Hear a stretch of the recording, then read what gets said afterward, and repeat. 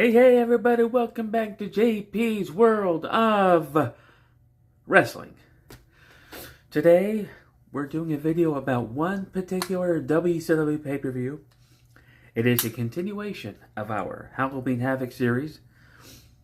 Some of you are watching, though, some of you aren't, and that's okay. But this one is actually a significant one, which is why we're just doing this one. Because the last two, they can be easily put together because there wasn't really anything particularly special about them.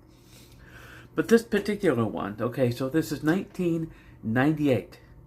And it is just, WCW is still the #1 top wrestling organization in the world, but things are about to get a little bit shaky for WCW because they're about to start to crumble. But here in October, during Halloween Havoc, they're still top dog in the wrestling world. So this is the event. It was in late October. I don't really have this exact date in front of me, but I know it was at the MGM Grand in Las Vegas because I guess WCW had a deal with the MGM Grand that they would just have this event every October around this time. But let's get into this one. Chris Jericho defeated Raven to successfully retain the WCW Television Championship. Raven had been feuding with Chris Jericho, and this is one of those things where Chris Jericho had come out on Nitro, and he was supposed to wrestle Raven, and the Raven refused to wrestle him, said, "Oh, you know, I got better things to do than to sit here and wrestle a clown like Chris Jericho. I don't care anything about him. I'm just going to leave." So as he's walking away, Chris Jericho gets on the microphone. It's like, "Hey, Raven, you don't want to wrestle me? That's fine. Because quite frankly, here's Raven, the leader of the flock, the biggest bunch of idiots and morons in WCW." It struck me funny because I didn't really care for the flock. And I agree, I thought they were the biggest bunch of idiots and morons in wrestling. But, that sets up this match for Halloween Havoc, and Chris Jericho came out on top. Yeah. Okay. So then we have a single match. Wrath versus Ming. Two big, strong guys. And surprisingly, Wrath, a.k.a. Adam Bomb, defeats Ming, a.k.a. Haku. As if you didn't know that. But anyway, Wrath was victorious, and Wrath was relatively new in WCW. I mean, he wasn't new, but he was relatively on the new side. And then we have Disco Inferno with a win over Juventud Guerrero, and the winner would go on to wrestle for the Cruiserweight title. And Disco Inferno, obviously he wasn't really a cruiserweight, but he wanted so much to be a contender for some sort of title. And then Juventud, which I often called Juventud, because just the way it's spelled. Anyway, Disco Inferno wins that one, and then Heyman, Alex Wright, defeats Finlay in a single match. And then Saturn defeats Lodi. Saturn, a former part of Raven's flock, defeats, at this time, a current member of Raven's flock, Lodi, the guy who would just hold up signs all the time. And that's really all he did. He wasn't really a very good wrestler. He was just basically a enhancement guy. And Saturn easily defeated him here. And then Billy Kidman in a championship for the Cruiserweight title. We see Disco Inferno here again. He won the right to wrestle in this match. But Billy Kidman successfully retained his Cruiserweight title over the Disco Inferno.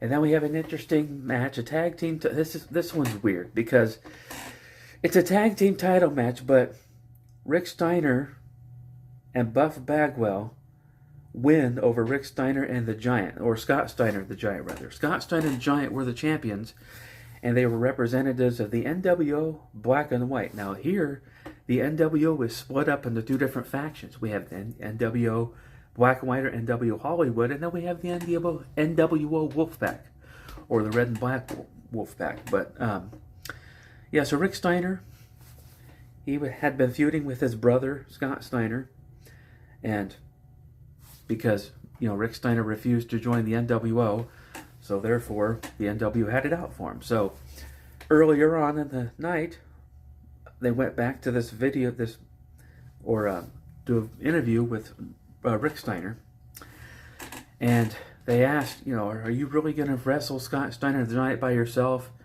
And then Rick Steiner said, look, I'll wrestle him if I have to by myself. That's just the way it goes. Then Buff Bagwell comes out and says, hey, man, I'll be your partner. I'll get those guys. Well, Rick Steiner, he's too smart for that. He's like, I don't know if I can trust you. You've been with my brother before. You've been with the NW before. And then Buff Bagwell's like, look in my eye, man. I'm serious. I'll watch your back. So here we are in this match, and Buff Bagwell immediately, when he gets tagged, he immediately turns on Rick Steiner and rejoins the NWO. So Rick Steiner able to overcome the odds, and Rick Steiner walks away with both tag team titles, but he's a single wrestler. So that was just kind of a weird kind of dynamic. So, and then the stipulation was that if Rick Steiner won, he got to wrestle Scott Steiner one-on-one. And since he did win, he did wrestle Scott Steiner, and he defeated Scott Steiner in a no disqualification match. So Rick Steiner was the man on this event.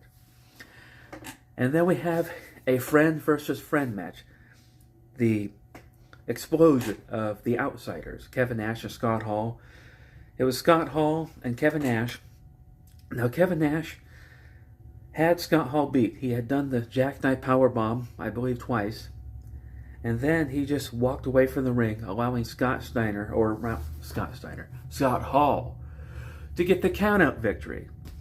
And the next night on Nitro, he gets it and says, look, Scott, it wasn't about winning or losing. I just had to send a message. And which he did. Because he came out on top in that match. Even though he didn't technically win, Kevin Nash came out on top, I think. So then we have a United States Championship match. And this one is interesting.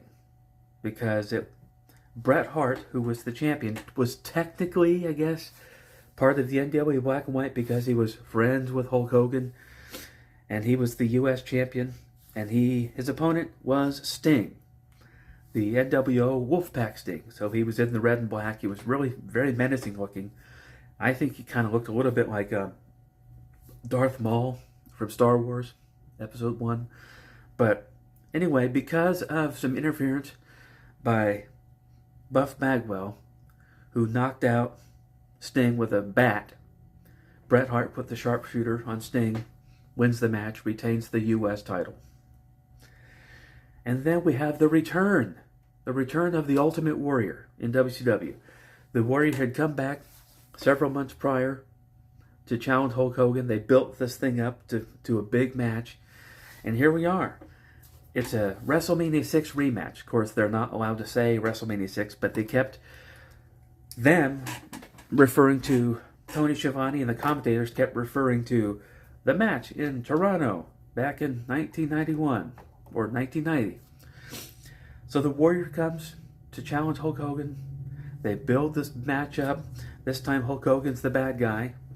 So there's a clear person who you're supposed to cheer for. So then the match happens, and it's just kind of a dud. Wasn't a very good match. It was infamously not very good. There was a couple of spots that were kind of messed up in this one. But Hulk Hogan defeats the Ultimate Warrior by pinfall. Wasn't very good. It was a good build-up. It was a strong build-up, but ultimately just wasn't... Ultimately? No pun intended. But, Hollywood Hogan beats the Warrior. And then, interesting though, when this was on the air, this is kind of... After this match is when the pay-per-view went off the air. I remember this specifically because me and my best friend, Joe, we were at my house watching this pay-per-view live. And it just sort of went off the air. And what happened was, WCW had allotted 3 hours for their pay-per-view. So at this point, this was right after this match was at the 3-hour mark. So the pay-per-view went off the air before this last match aired. So what I did was I quickly reordered the pay-per-view with my remote control And so I was able to watch the main event, and luckily, thankfully, thank the Lord, the satellite company did not charge me for ordering the pay-per-view twice. They just charged me for it once. This is back when you actually had to buy individual pay-per-views. You couldn't just buy some streaming service and then just get the pay-per-view as part of the streaming service. Nope, you had to pay an extra $40 to $50 to get these pay-per-views, which I did because back then I was living at home with my parents. I had a full-time job. I wasn't paying rent, so everything I brought in was disposable income. So I was just spending money like it was nothing. So, yeah, this match happens. The pay-per-view goes off the air. But for the people in the arena, the pay-per-view event continued on. So it was a big one. Goldberg, the champion, the guy that defeated Hollywood Hogan on Monday Nitro to win the title, was here. And his opponent, Diamond Dallas Page.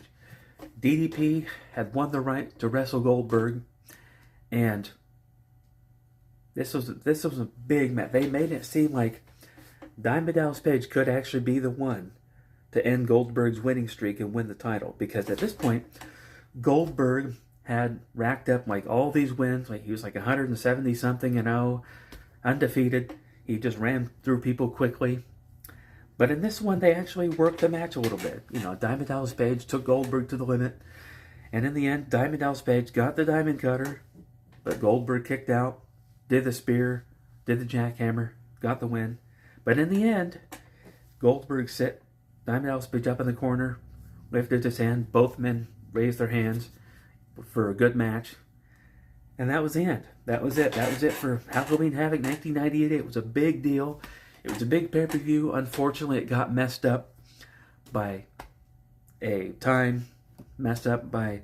WCW not communicating with the pay-per-view company that carried the pay-per-view. But nevertheless, it was a big event.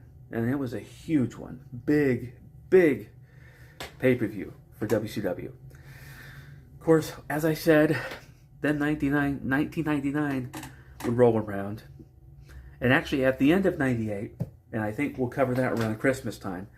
But right around 1998 is when Starrcade happened. And that one was a huge one for a lot of reasons. So, watch for that. But that is going to do it for this video, for this event. So, if you're new, feel free to like and subscribe. And I will see you next time.